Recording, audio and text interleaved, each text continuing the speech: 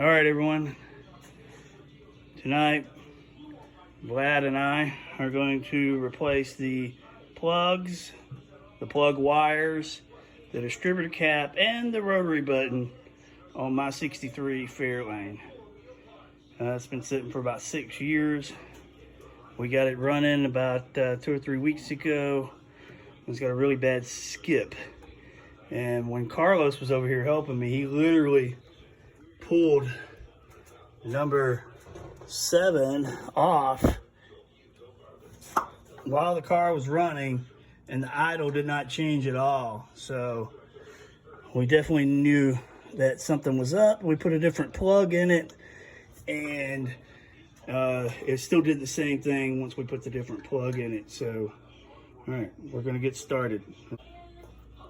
So these are the plug wires we're gonna use. I got the Autolite Platinum plugs that are pre-gapped to 35 thousandths, the rotary button, and a new distributor cap. I did get all this stuff off of Rock Auto, so it's definitely, you know, cheap Chinese stuff. I would recommend going to somewhere like Melvin's Classic Ford to see if those guys carry product made in the USA. But we're about to get started. I want to make sure that this distributor cap is actually going to fit my car, because it is made in another country. So I'm going to reach back here and pop this thing off. And there's my old rotary button. It's a little burnt.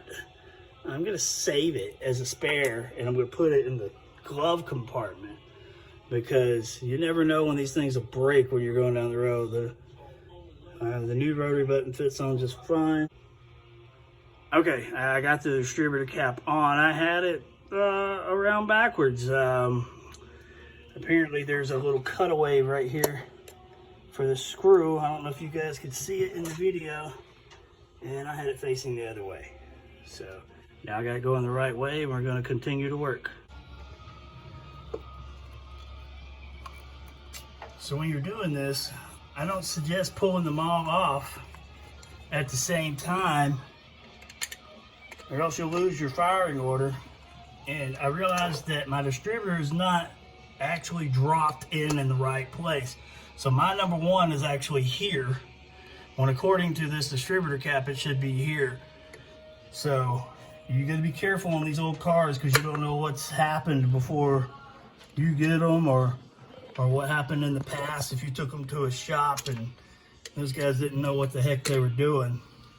So I just went ahead and took the old plug wires and put them on the new cap, so I could take this cap out of the way. Now I'm going to take the plug wires and do them one by one. I'm probably going to start on the easy side first and start right here on number 4 and do all those, and then by then Vlad will know how to do it, and I'll make him do the hard side over here where the generator's at. Okay, these spark plugs were supposed to come pre-gapped. You can use a feeler gauge to make sure. I have 25 thousandths and 10 thousandths for a total of 35. Slide in there, fits pretty good. Also, they sell these things here at like the parts stores to go on your keychain. You can put them in there and check them there. It's not as accurate as a feeler gauge, but as you can see here, I'm kind of grounding out at about 30. Well, it's going all the way up to like 45 on this, so this thing's like obviously off. So I don't trust these things. I'm gonna go back with this, because I know this works and I know this is it. So this going in there, and I could feel it sticking when it goes in. So this is correct.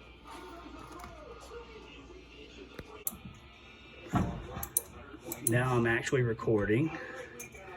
Vlad thought I was recording a while ago. He was asking crazy questions. He's having a hard time getting this one to break loose. I had a hard time with number 8 on the back over here on the driver's side. And he's got it. You really don't want to use air tools, because they'll strip out your heads. I prefer going old school and just doing it by hand and snugging it up.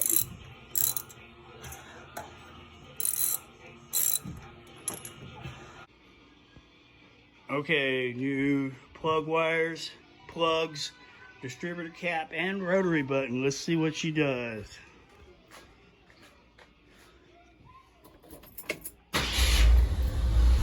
There you go.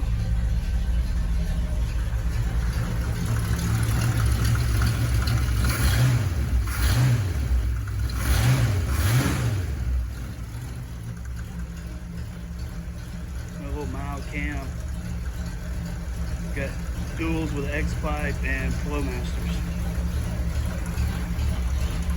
Vlad's making his own video.